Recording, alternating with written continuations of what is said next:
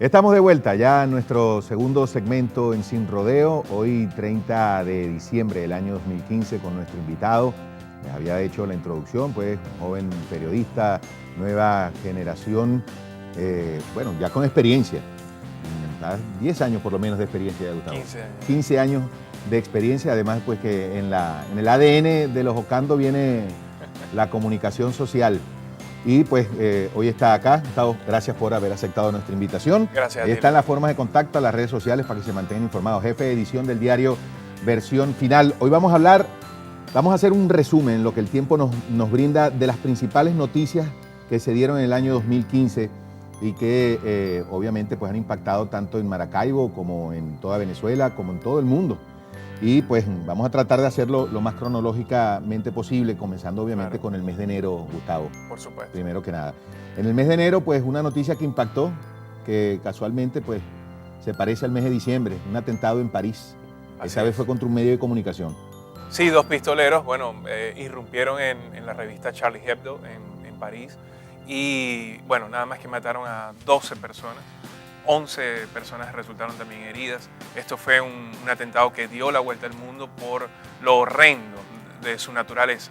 Y por supuesto que fue condenado no solo por el gremio periodístico, sino por las organizaciones de derechos humanos, las naciones que además veían en este atentado un peligro que sigue latente, que sigue presente y que ha caracterizado 2015, sobre todo con la presencia del Estado Islámico. Recordamos que este atentado surge por una caricatura donde Charlie Hebdo, la revista, pues los caricaturistas se burlaban del profeta musulmán Mahoma. Y esto, pues esta retaliación sangrienta, cruenta, trajo sus consecuencias. Vemos todavía, bueno, el Medio Oriente está que arde, con bombardeos, con enfrentamientos. Países del occidente, entre comillas, pues están preocupados, en alerta naranja, pues preparados ante un eventual atentado de cualquier tipo o cualquier naturaleza. Bueno, y ahora mismo en diciembre también pues el atentado del Estado Islámico, sí, que lo acreditó. En París, imagínate, fue París. Exactamente el 13 de noviembre que ocurrió porque fue una ola de atentados. Correcto, 13 de noviembre. 13 de noviembre, pero ya todavía en diciembre estamos viviendo las consecuencias que están absolutamente frescas de un terrorismo que ha sido noticia en 2015, particularmente nacido desde el Estado Islámico, que ha captado, y es impresionante la cantidad, decenas y decenas, centenares de personas en todo el mundo. Leí ayer una noticia, por ejemplo, de que el Estado Islámico había pues robado o ya tiene en su poder decenas de miles de pasaportes vírgenes. Esto para venderlos en el mercado negro y autofinanciarse, pero también para entregarlo, por ejemplo, a Leo Pérez. Y bueno, y tú vienes, lo usas y te infiltras en países del occidente o en países que son objetivos. Esto es una de las noticias también que están, digamos, calientes en este mes de diciembre, pero por supuesto que preocupa con miras a 2016 a todas las naciones del mundo. Sí, realmente la situación del Estado Islámico es muy particular porque genera terror, pánico pues, en las personas en todo el mundo. Así es. En todo el mundo. En enero también hubo terrorismo en Venezuela, entre comillas, haciendo una analogía un poco sarcástica, pero era la guerra económica.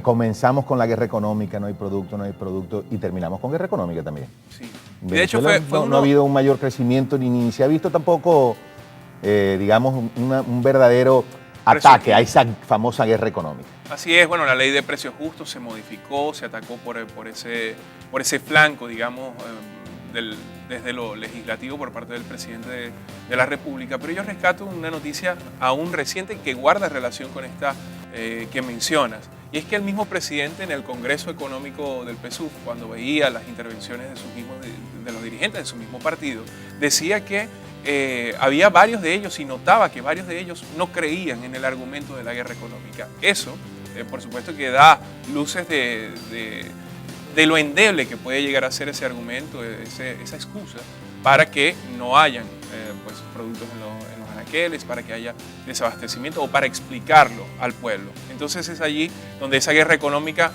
ha estado presente en el discurso una y otra vez, cada vez que el presidente Nicolás Maduro aborda la crisis económica, pues culpa a empresarios, culpa a sectores importantes de la producción venezolana y a una página.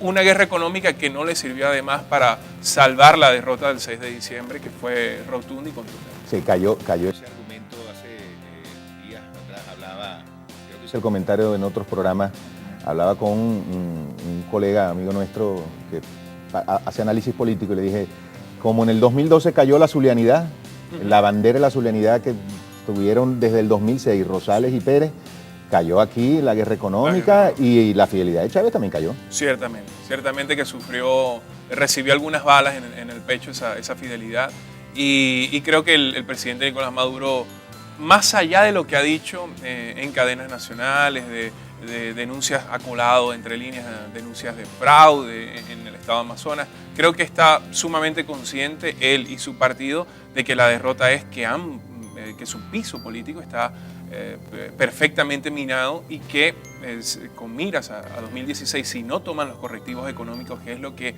mayormente importa a la población, aún por encima de la inseguridad que ha sido el problema histórico en Venezuela, si no arreglan, si no toman los correctivos, puede resultar peor y puede seguir erosionándose ese piso político para el PSUV. Bueno, en el mismo febrero se vio, en enero mejor dicho, los cambios en el CIMADI, CICAD, el aumento, o sea, esas devaluaciones que el gobierno nunca las ha querido aceptar como tales. Correcto. Pero obviamente son devaluaciones, y continuaron después en los otros meses, concluyendo en precisamente que los empresarios decían, si no hay dólares, ¿qué voy a importar? Porque tampoco puedo producir. Y el problema no era solo la tasa de cambio, que era, además tenemos 3, 4 tasas de cambio oficiales y extraoficiales en Venezuela.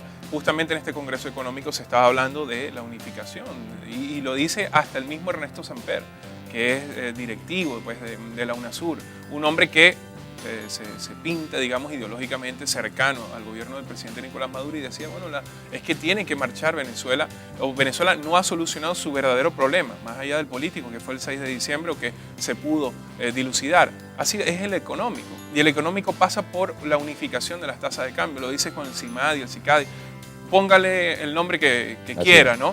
Tenemos tasas que son irreales con respecto al mercado venezolano, y que han terminado de explotar la inflación, la devaluación progresiva y erosiva del mismo Bolívar en el mercado negro, que es donde realmente la gente está acudiendo, y me refiero a la gente, los comerciantes, los que buscan adquirir productos para luego venderlos al pueblo venezolano, y es allí donde entra, pues estamos, creo que en un caldo de cultivo de vicios eternos en la economía venezolana. Bueno, total, fíjate, en febrero una de las noticias que más impactaba de manera local era el aumento del salario mínimo, ya entrando en el mes de febrero. Se da internacionalmente otro bombardeo, que es el de Egipto contra el Estado Islámico, ¿no? A Libia. Exacto.